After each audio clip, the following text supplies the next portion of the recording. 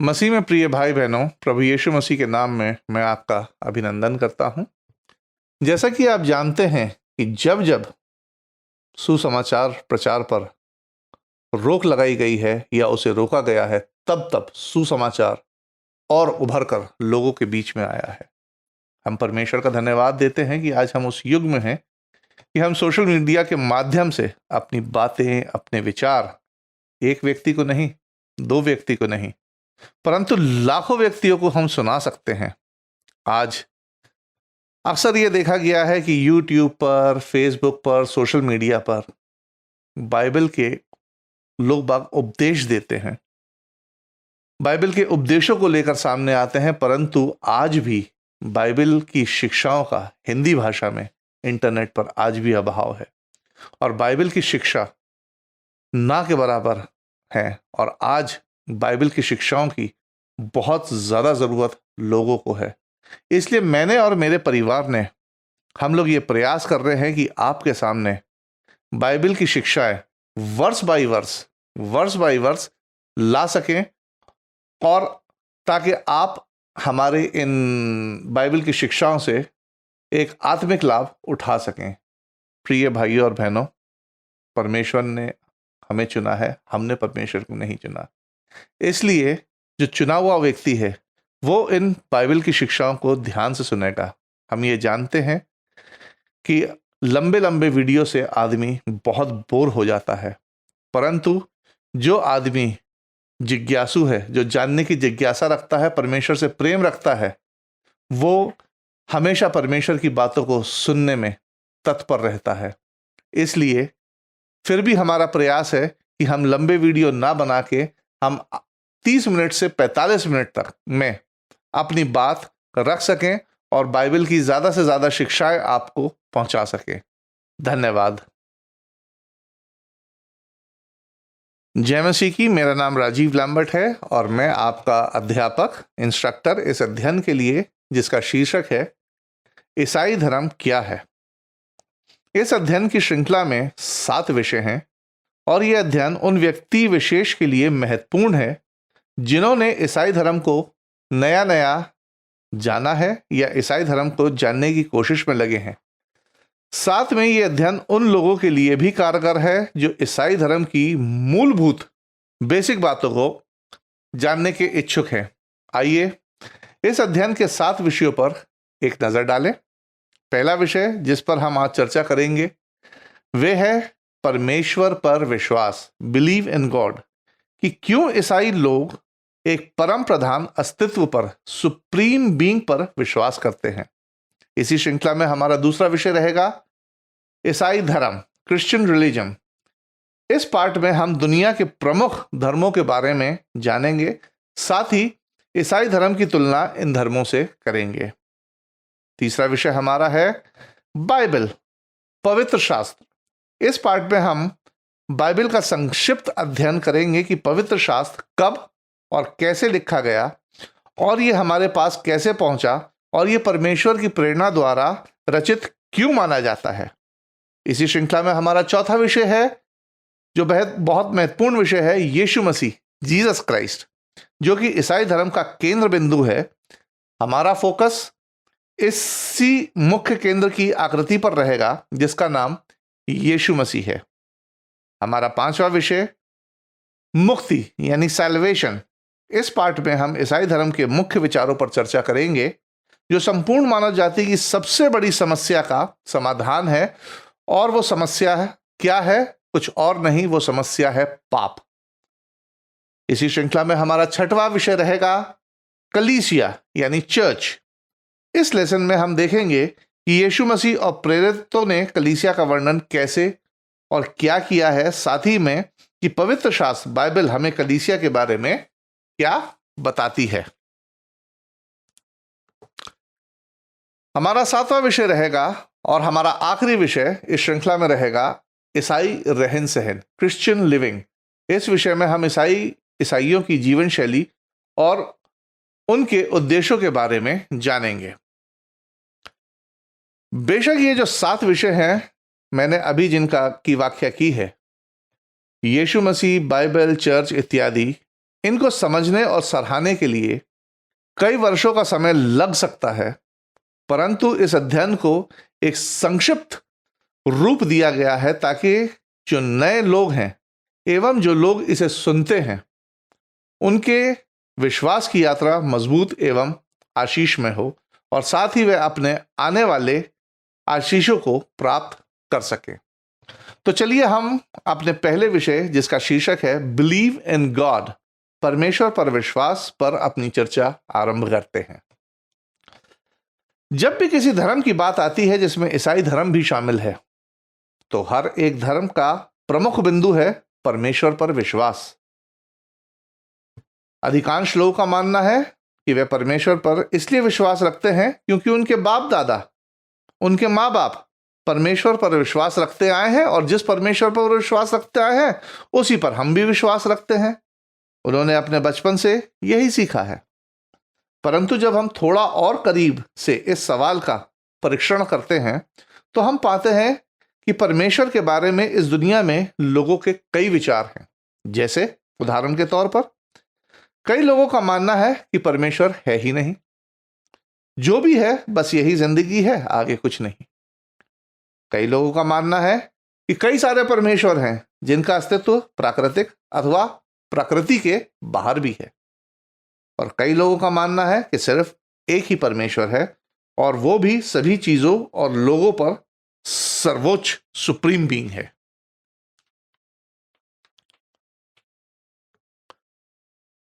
दुनिया के ज्यादातर धर्म इस बात पर आधारित हैं कि एक या फिर कई परमेश्वर हैं। हम इन धर्मों की जांच अपने अगले पार्ट में करेंगे। इस अध्ययन में हम ये देखेंगे कि ईसाई धर्म परमेश्वर पर विश्वास के विषय में क्या बताता है और क्यों ईसाई धर्म के लोग परमेश्वर पर विश्वास करते हैं। ईसाई धर्म का परमेश्वर पर विश्वास 3 स्रोतों पर आधारित है। पहला स्रोत मानव तर्क यानी ह्यूमन रीजनिंग। अभी तक के इतिहास में मनुष्य ने परमेश्वर के अस्तित्व के बारे में खुद से पूछा है। यहां तक परमेश्वर के अस्तित्व के बारे में विभिन्न विचारों और सिद्धांतों ने कई महत्वपूर्ण तर्कों को जन्म दिया है। जैसे उदाहरण के तौर पर पहला तर्क क्या है? First cause argument.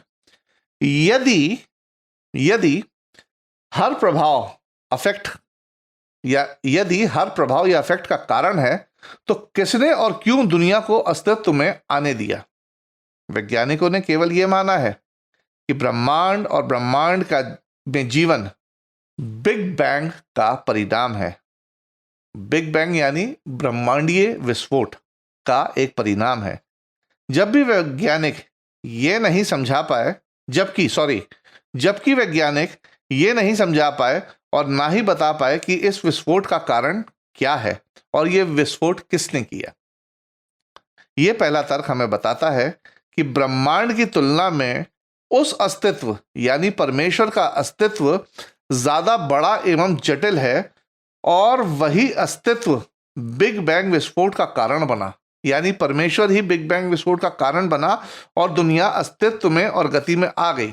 क्योंकि जब हम उत्पत्ति में देखते हैं कि परमेश्वर ने कहा, परमेश्वर की आवाज जब निकली तो शायद यही विस्फोट का कारण रहा होगा कि दुनिया अस्तित्व में आ गई और दुनिया ने गति पकड़ ली। दूसरा जो तर्क है वो है जटिल तर्क। यह तर्क कहता है कि एक असरल दुनिया के निर्माण में एक जटिल दिमाग की ही कल्पना होगी। यह समझना कितना मुश्किल है कि जीवित प्राणी का अस्तित्व कहां से आया। कोई भी जीवित वस्तु किसी निर्जीव पदार्थ से विकसित नहीं हो सकती है। उदाहरण के तौर पर मैं आपको बताता हूं कि एक जीवित पशु पत्थर से विकसित नहीं हो सकता है। तो माना जाता है कि इस जटिल दुनिया के निर्माण में किसी जटिल कॉम्प्लेक्स अस्तित्व का हाथ है, यानी परमेश्वर का। एग्जाम्पल के तौर पे मैं आपको बताता हूं कि एक कंप्यूटर जो है एक बहुत जटिल मशीन है। It is a very complex machine और ये भी एक जटिल दिमाग ने बताई है। ह्यूमन ब्रेन जो है ये एक साधारण दिमाग नहीं है, ये एक बहुत जटिल दिमाग है, इतना कॉम्प्लेक्स दिमाग है कि आज भी इसकी खोजें हो रही हैं और आज भी वैज्ञानिक और डॉक्टर इसके बारे में पूरा पता नहीं लगा पाए हैं। तो जब एक जटिल मशीन को कौन बना सकता है? एक जटिल दिमाग ही बना सकता है। इसी तरीके से जो हमारी प्रकृति है, सृष्टि है, ये इतनी जटिल है, तो परमेश्वर जो है बहुत आसान नहीं है। परमेश्वर को समझना बहुत आसान नहीं है। परमेश्वर खुद जटिल है और उसका अस्तित्व जो है वो इतना महान है जो हमारी सोच से बाहर है। तीसरा आर्गुमेंट आता है तो वो नैतिक एवं आत्मिक तर्क पर के संबंध में है। यह तर्क बताता है कि सही कार्य करने की इच्छा या अच्छे भले मानुष बनना यह कोई आसान मुद्दा नहीं है। मनुष्य के मन में भावनाएं ऐसी ही उत्पन्न नहीं हो जाती। किसी जानवर को परमेश्वर की पूजा अर्चना करने की इच्छा नहीं होती है, परंतु मनुष्य किसी ऐसे अस्तित्व की खोज में रहता है जहां उसे सुरक्षा, शांति का भाव मिले। ये नैतिक आत्मिक भाव मनुष्य के मन में कोई निर्जीव पदार्थ पैदा नहीं कर सकता है। जानवरों में भी जान होती है, जानवरों को कोई इच्छा नहीं होती है कि वे परमेश्वर की आराधना और स्तुति करें, परंतु मनुष्य में अगर एक मनुष्य को यह सिखाया भी नहीं जाता है और उसे एक अकेले कमरे में रख दिया जाए तो उसमें अपने आप एक ऐसी इच्छा होगी कि उसे सुरक्षा चाहिए, एक शांति चाहिए। माना जाता है कि कोई ना कोई अस्तित्व है जो मनुष्य में मनोभाव की भावना डालता है और वह अस्तित्व कोई और नहीं परंतु परमेश्वर है। यह सिर्फ कुछ ही जानकारी है जो कि मनुष्य के विचार द्वारा दी गई है, परंतु परमेश्वर के होने पर प्रकाश डालती है। जैसा मैंने आपको पहले बताया था कि ईसाई धर्म के लोग परमेश्वर पर क्यों विश्वास रखते हैं।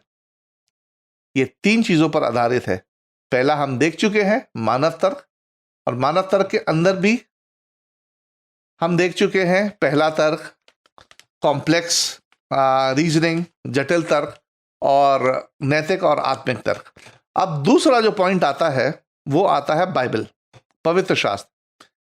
इसी अध्ययन के तीसरे पार्ट में हम बाइबल के इतिहास तथा उस पर खुलकर चर्चा करेंगे। अभी हम सिर्फ संक्षिप्त पेज की चर्चा करेंगे, परंतु अभी के लिए हम देखेंगे कि बाइबल में परमेश्वर के लिए क्या क्या जानकारी पाई जाती है, कि परमेश्वर कौन है इत्यादि।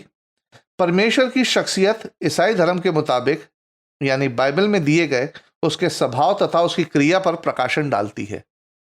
पवित्र शास्त्र जो है बाइबल परमेश्वर के एक अस्तित्व को बताती है कि परमेश्वर कैसा है, उसके स्वभाव तथा उसकी क्रिया पर प्रकाशन डालती है कि परमेश्वर कौन है, परमेश्वर कैसा है।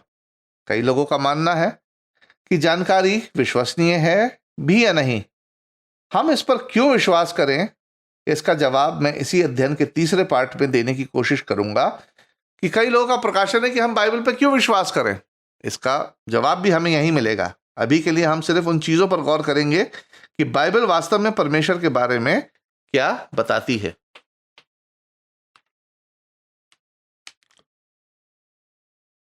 हमारी चर्चा चल रही है कि लोग बाग परमेश्वर पर क्यों विश्वास करते हैं, और उसमें हमारी ये चर्चा चल रही है कि ईसाई धर्म के लोग परमेश्वर पर क्यों विश्वास करते हैं। तो अभी तक हमने देखा है कि इसके 3 स्रोत हैं। पहला स्रोत हमने देख लिया, ह्यूमन रीजनिंग। अभी हम दूसरे स्रोत पे हैं कि लोग बाग क्यों विश्वास करते हैं ईसाई धर्म, बाइबल के मुताबिक, बाइबल के अनुसार।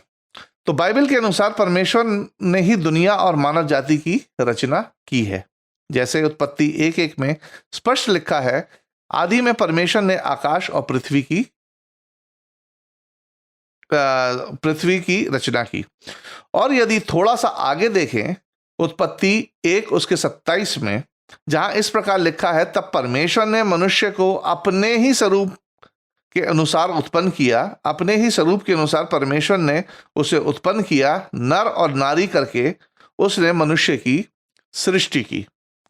बाइबल ये नहीं बताती है कि परमेश्वर ने ऐसा क्यों, कैसे और कब किया, जबकि वैज्ञानिकों ने हर युग में परत बा परत दुनिया की और मानव जाति की रचना की खोज करता चला आ रहा है। बाइबल हमें बताती है कि सर्वशक्तिमान, बुद्धि, नैतिक अस्तित्व ने अपनी ही इच्छा के द्वारा एक वास्तविक ब्रह्मांड की रचना की। आज कई ऐसी थ्योरीज आई हैं, वैज्ञानिक आज भी ये मालूम कर रहे हैं, और कई ऐसी थ्योरीज आई हैं, डार्विन की थ्योरी आई है, बिग बैंग थ्योरीज आई है कि ये सृष्टि कैसे गति में आ गई और सृष्टि की कैसे रचना की है। परंतु बाइबल हमें बताती है कि एक सर्वशक्तिमान बुद्धिमान नैतिक अस्तित्व ने ही अपनी इच्छा के द्वारा एक वास्तविक ब्रह्मांड की रचना की है और एक सृष्टि की रचना की है। एक और चीज जो बाइबल हमें बताती है कि परमेश्वर ने अपनी रचना से प्रेम किया, खास तौर पर मानव जाति से।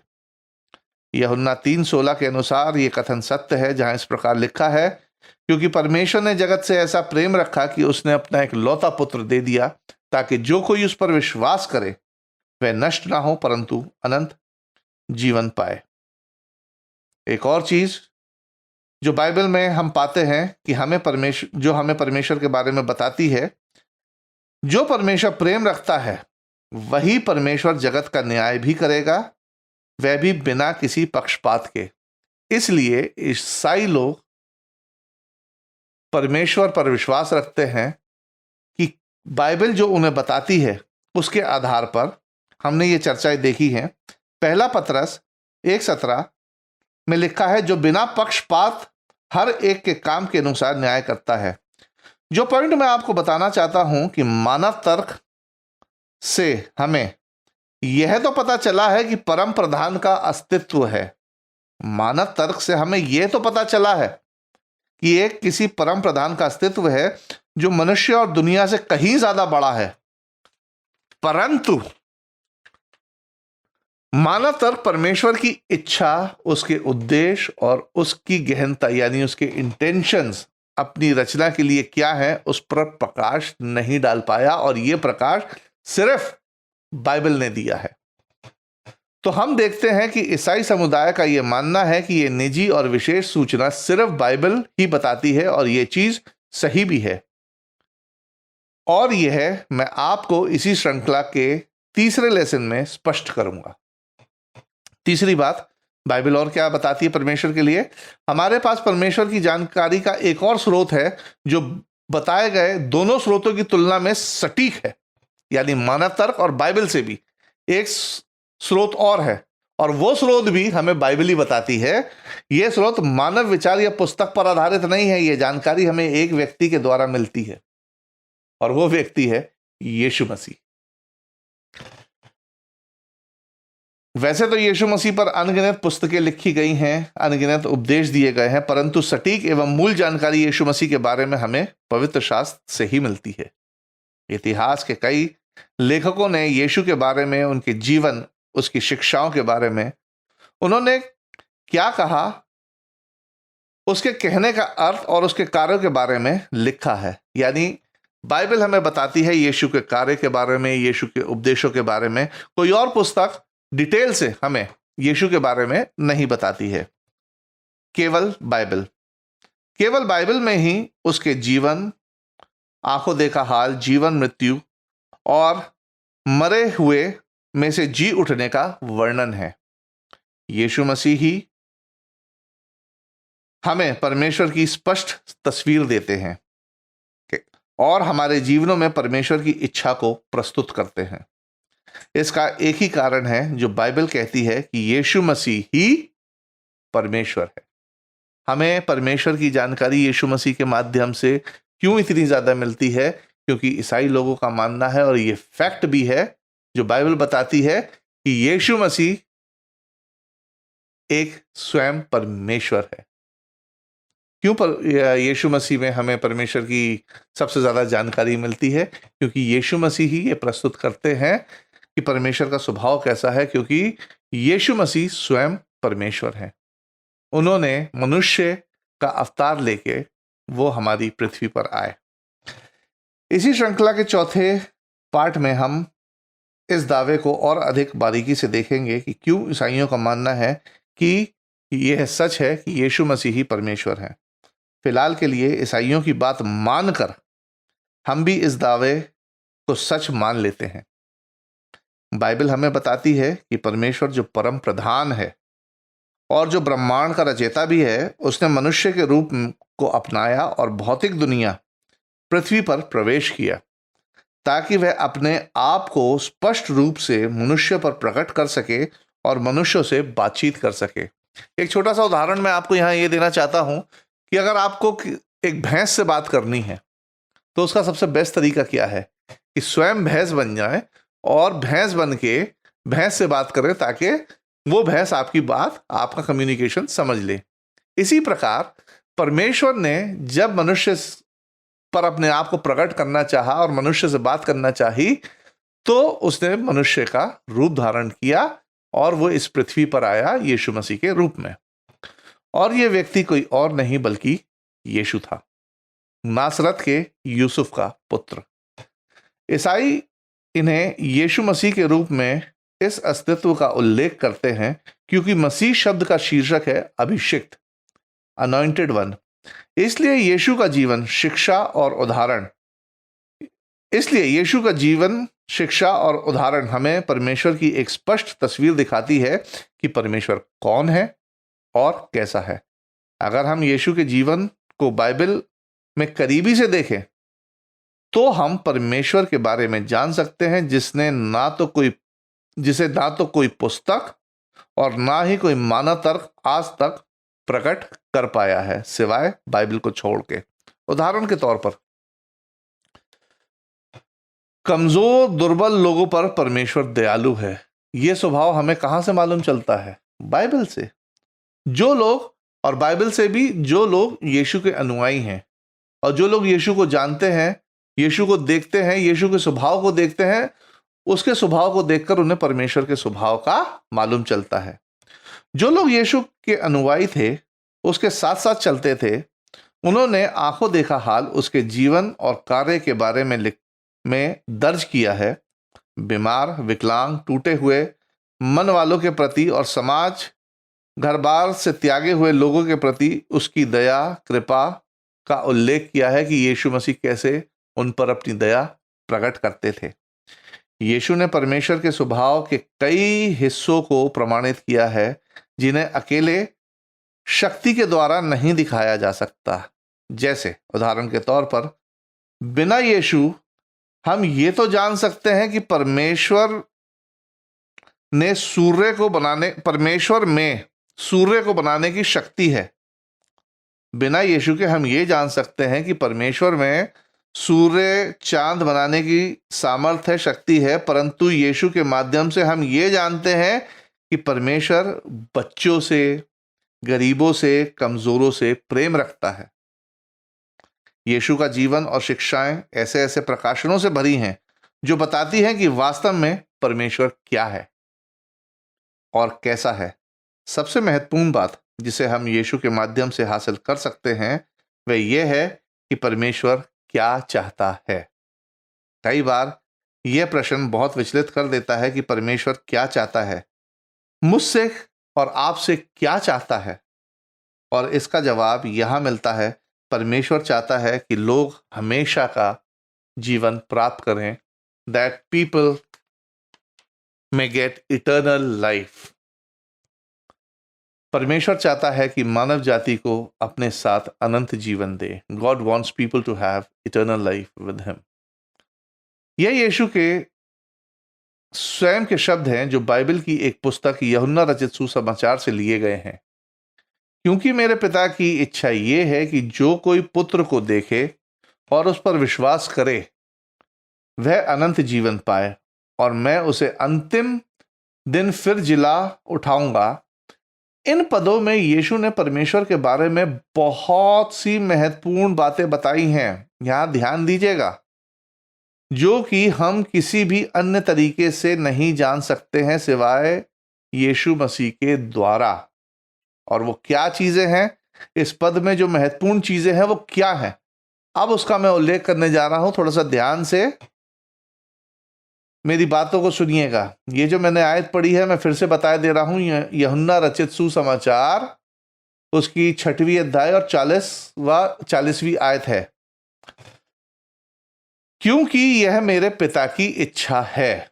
यीशु मसीह परमेश्वर को पिता करके बुलाते हैं। क्योंकि यीशु और परमेश्वर एक ही दिव्य स्वभाव के हैं, डिवाइन नेचर के हैं। हम सभी के लिए परमेश्वर का एक विशेष उद्देश्य और योजना है। जीवन कोई बिना सोचे समझे घटनाओं का गुच्छा नहीं है जो कि शारीरिक मृत्यु पर समाप्त हो जाए। जो कोई पुत्र को देखे और उस पर विश्वास करे, इस आयत में क्या लिखा है? जो कोई पुत्र को देखे और उस पर विश्वास करे। परमेश्वर लोगों से अपेक्षा करता है कि लोग उस पर विश्वास करें। यह परमेश्वर की इच्छा है और वह विश्वास ये है कि उसने स्वयं को यीशु मसीह में प्रकट किया। तो जहां तक परमेश्वर का सवाल है तो यह महत्वपूर्ण है कि हमारा विश्वास क्या है, क्योंकि परमेश्वर के कहने का तात्पर्य यह है कि जिसने मुझ पर विश्वास किया या फिर यीशु मसीह पर विश्वास किया, जिसने मुझ पर विश्वास किया या यीशु मसीह पर विश्वास किया, दोनों बातें एक ही हैं। If you are believing in Jesus, you are also believing in God. तीसरी जो महत्वपूर्ण बात जो इस आयत में है वो है वह अनंत जीवन पाए।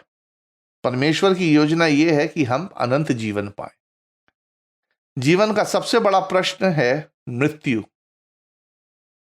क्या मृत्यु के बाद भी कुछ हो सकता है? कई वैज्ञानिक, मनोवैज्ञानिक इस प्रश्न के बारे में सोचते रहे हैं, साथ ही जानने के लिए उत्सुक भी रहते हैं। परमेश्वर ने मानव रूप लिया यीशु मसीह के रूप में, और यीशु मसीह ने कई आश्चर्य कर्मों द्वारा, चमत्कारों द्वारा यह साबित भी किया है कि वही परमेश्वर है। क्योंकि चमत्कार, आश्चर्य कर्म सिर्फ एक दिव्य शक्ति ही कर सकती है, सिर्फ परमेश्वर ही कर सकता है, मनुष्य नहीं। और मानव रूप लेकर फिर उसने कहा कि उसकी योजना मानव जाति के लिए किस चीज की है? अनंत जीवन की है।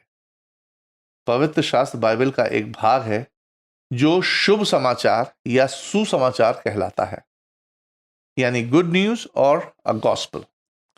यह बाइबल का वह भाग है जिसमें यीशु, उसके जीवन तथा उसकी सेवकाई का वर्णन है। यह शुभ समाचार इसलिए कहलाता है क्योंकि परमेश्वर ने मानव रूप में आकर दुनिया में यह घोषणा की कि मृत्यु के बाद भी जीवन है, इसलिए डरने की कोई जरूरत नहीं है। जहां कई लोगों का सवाल ही खत्म हो जाता है और उनका सवाल मृत्यु तक आके ठहर जाता है, उसके आगे कोई जवाब नहीं है। परंतु परमेश्वर ने मानव रूप लिया और आके ये घोषणा की कि मृत्यु के बाद भी उनके पास एक जीवन है। ये है सुसमाचार, शुभ समाचार। इसी आयत की एक और महत्वपूर्ण बात, मैं उसे अंतिम दिन फिर जिला उठाऊंगा। यह हमारे पास यीशु के द्वारा दी गई दो जानकारियां और हैं जो हमें अन्य स्रोतों से प्राप्त नहीं हो सकती हैं। वे है कि यीशु मसीह है जो अनंत जीवन देगा, कोई और नहीं। यह हमें बाइबल बताती है।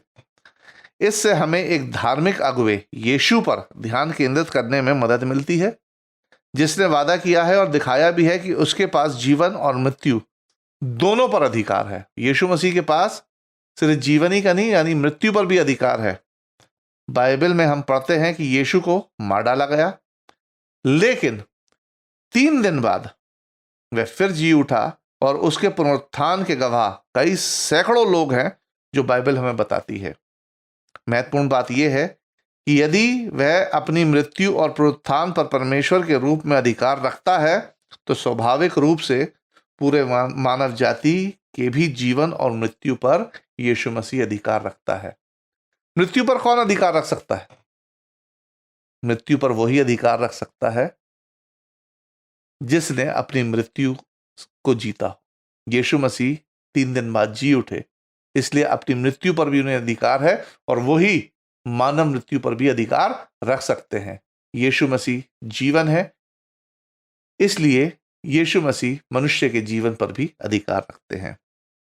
अंत में यह पद हमें समय के अंत के बारे में भी बताता है। जैसे बाइबल हमें बताती है कि शुरुआत में परमेश्वर ने दुनिया की रचना की और समय की शुरुआत की, और यीशु मसीह हमें बताते हैं कि दुनिया और समय दोनों का अंत होगा।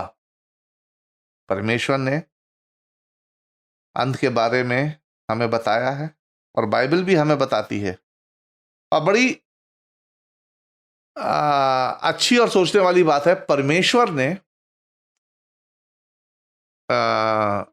सृष्टि को गति दी, सृष्टि की रचना दी, और परमेश्वर ही इसका अंत करेगा यीशु मसीह के रूप में। और इसी समय वह उन सबों को मृत्यु से जिलाएगा जो अनंत जीवन के लिए यीशु पर विश्वास करते हैं।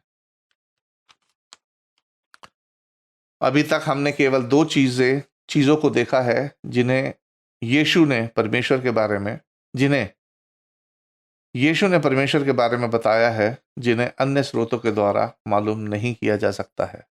पहला, कमजोर और दुर्बल लोगों के लिए परमेश्वर की दया और कृपा। यह हमें यीशु के स्वभाव को देख के मालूम चलता है कि परमेश्वर भी दयालु और कृपालु है। और दूसरी चीज, यीशु मसीह के द्वारा जो हमें परमेश्वर के बारे में मालूम चलता है कि मानव जाति के लिए परमेश्वर की एक योजना है और उद्देश्य है। यीशु के जीवन की गहराई से अध्ययन करने पर हमें परमेश्वर के बारे में और अधिक प्रकाशन मिलते हैं, लेकिन मैंने आपको ये दो उदाहरण दिए हैं कि कैसे ईसाई परमेश्वर के बारे में जानते हैं और विश्वास करते हैं। आइए जो हमने अभी तक पढ़ा है उसका सारांश देखें। आइए जल्दी से हम एक नज़र डालें कि इस श्रृंखला ईसाई धर्म क्या है कि पहले पाठ परमेश्वर पर विश्वास में हमने किन किन चीज़ों को जाना है। हमने विभिन्न तरीकों के माध्यम से परमेश्वर को जाना है। ईसाइयों की बात करें तो वह 3 प्रमुख तरीकों पर निर्भर करते हैं परमेश्वर को जानने के लिए। पहला है मानव तर्क। मानव तर्क बताता है कि परमेश्वर है और यह तर्क सिद्ध है, लॉजिकल है। दूसरी, बाइबल रिकॉर्ड्स। बाइबल रिकॉर्ड से हमें मालूम चलता है, बाइबल दुनिया की रचना से लेकर ईसाई कलीसिया यानी चर्च के गठन तक मनुष्य के साथ परमेश्वर के व्यवहार को बताती है। बाइबल मानव जाति के साथ परमेश्वर की पारस्परिक क्रिया, इंटरैक्शन और उद्देश्यों का भी वर्णन करती है। तीसरी बात, हमने ईसाई लोग परमेश्वर को कैसे जानते हैं? यीशु मसीह के द्वारा। जीसस क्राइस्ट, यीशु मसीह परमेश्वर का मानव अवतार है और उसके माध्यम से परमेश्वर के स्वभाव और गरिष्ठता को जाना जा सकता है।